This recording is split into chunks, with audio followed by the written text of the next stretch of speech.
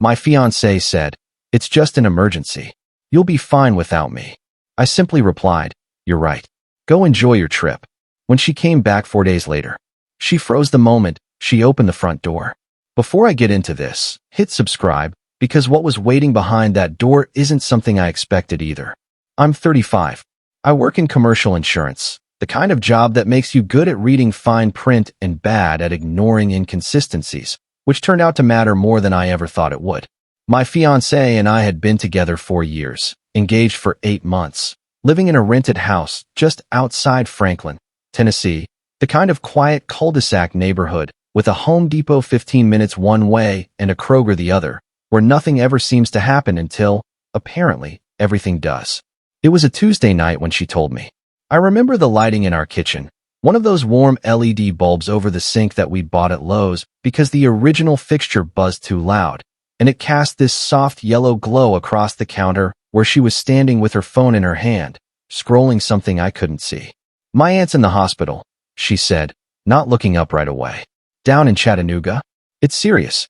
I need to go." I asked what happened. She said something vague about a fall, about surgery, about her mom already being there and needing help. I offered to drive her down myself, since Chattanooga's only about 2 hours south on I-24, an easy trip. She said no, fast, almost too fast, and told me she'd already booked a flight instead, a Southwest flight out of Nashville International, which made no sense to me even in the moment, because driving would have been faster than dealing with security lines and a layover for a 2-hour trip. But grief makes people illogical, I told myself. I let it go. "It's just an emergency," she said, zipping her bag closed. "You'll be fine without me for a few days." "You're right," I said. "Go enjoy your trip." I want to slow down on that line, because it's the one that changed everything.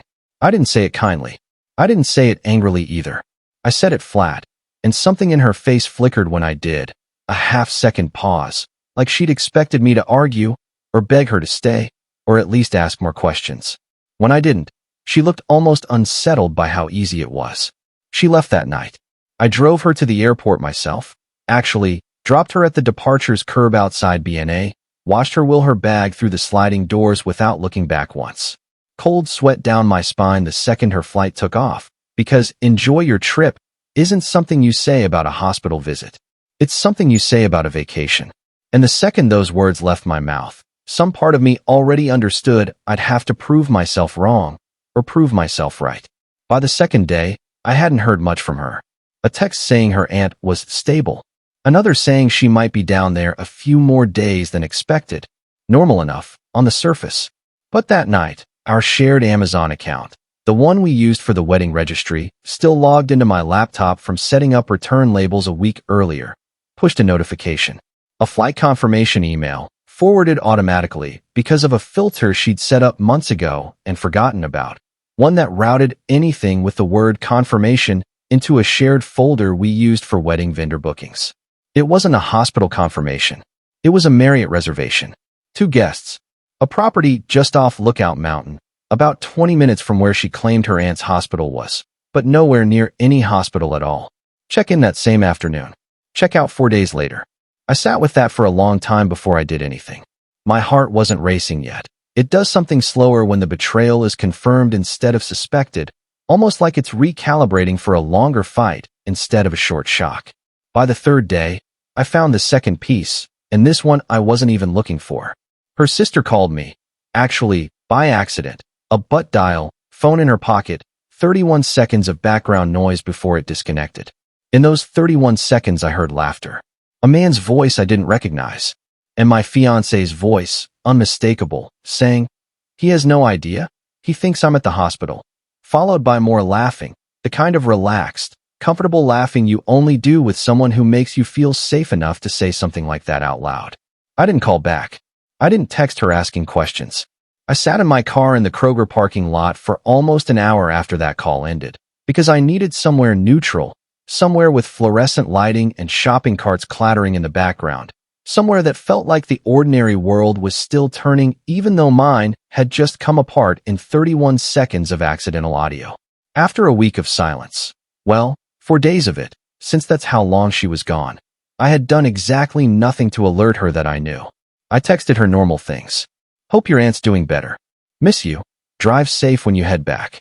I let her believe, completely, that the man who'd said go enjoy your trip at the kitchen counter was too naive to catch the phrase for what it was. Here's something I think about a lot.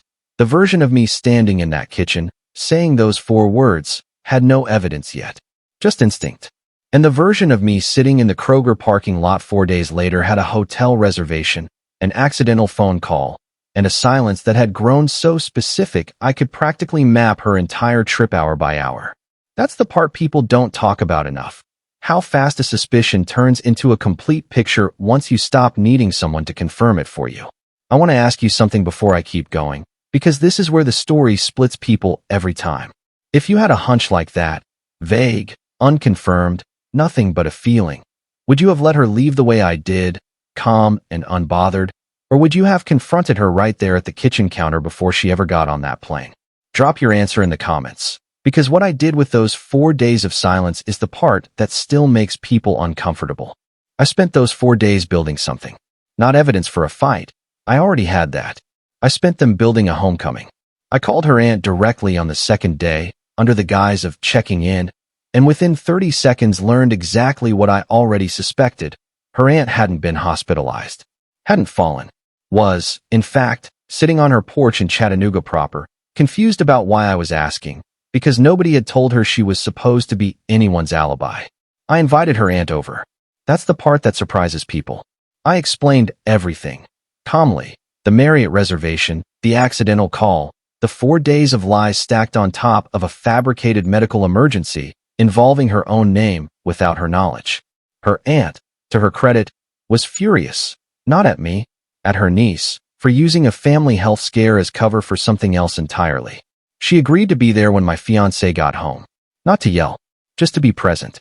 Just to be the truth standing in the doorway instead of hiding behind a phone screen 2 hours south. I also called a locksmith. Not to lock her out completely. I want to be clear about that, because people assume I did something cruel, and I didn't. I had the front door's smart lock reprogrammed so that when she used her code, it would still open, but it would also trigger the video doorbell to save and send me a recording, timestamped, of the exact moment she walked in. I wanted a record of her face in that first unguarded second before she had time to build an explanation. For days after I dropped her at that curb outside B&A, she came home. I know the exact time because the doorbell camera logged it. 6:42 in the evening, dusk settling over the cul-de-sac, porch light just starting to flicker on with the motion sensor. She used her code. The door unlocked. She stepped inside, rolling her suitcase behind her across the hardwood, and looked up. Her aunt was sitting on our living room couch. I have the recording. I've watched it more times than I probably should. Her face doesn't just change, it collapses. All at once, the suitcase handle slipping out of her hand and hitting the floor with a sound loud enough that I heard it from the kitchen. She froze completely, 1 foot still in the doorway, porch light behind her, and said, in a voice that barely made it out, "What? Why are you?" "I got worried about you," her aunt said, calm as anything. "So I called your fiancé to check in. Funny thing, I wasn't in any hospital this week." My fiancé turned to look at me, standing in the kitchen doorway, and I watched her run through every possible excuse in real time, mouth opening and closing twice before anything came out. "I can explain," she said. "You had 4 days to call and explain," I said. "You called nobody. You texted me about hospital visits that never happened. So no, I don't think you can explain this. I think you can just tell the truth for once, since your aunt's already heard most of it from me. It's not what you think. I swear, it was just," she stopped herself.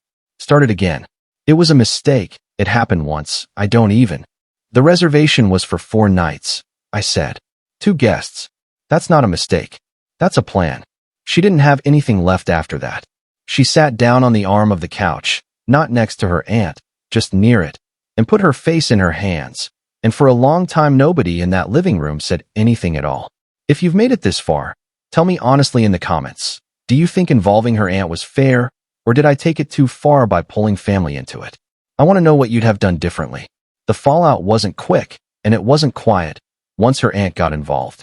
Word travels fast in families like that, and by the following week her mother knew, her sister knew, and most of the people who would have been at our wedding that fall knew too, because her aunt wasn't interested in staying diplomatically silent about being used as a cover story for something she found genuinely disrespectful. The wedding, obviously, didn't happen. We'd put down a deposit at a venue out past Leaper's Fork, non-refundable, which became one more thing she had to sit with, since I made it clear I wasn't the one covering that loss anymore. She moved out 3 weeks later, into an apartment complex off Murfreesboro Road, closer to work, she said, though I think closer to the man from that hotel reservation was probably more accurate, even if she never said his name to me directly. I don't know what happened between them after that. I stopped asking, and more importantly, I stopped caring whether I got an answer. I kept the house. I still live there, still hear the motion sensor porch light click on every evening around the same time. And for a while that sound used to remind me of her suitcase hitting the floor. It doesn't anymore. Now it's just a porch light. I don't regret calling her aunt. I don't regret the 4 days of silence, texting normal things while I quietly rebuilt the entire timeline of her lie. What I regret, if anything, is saying, "You're right, go enjoy your trip," as easily as I did that night.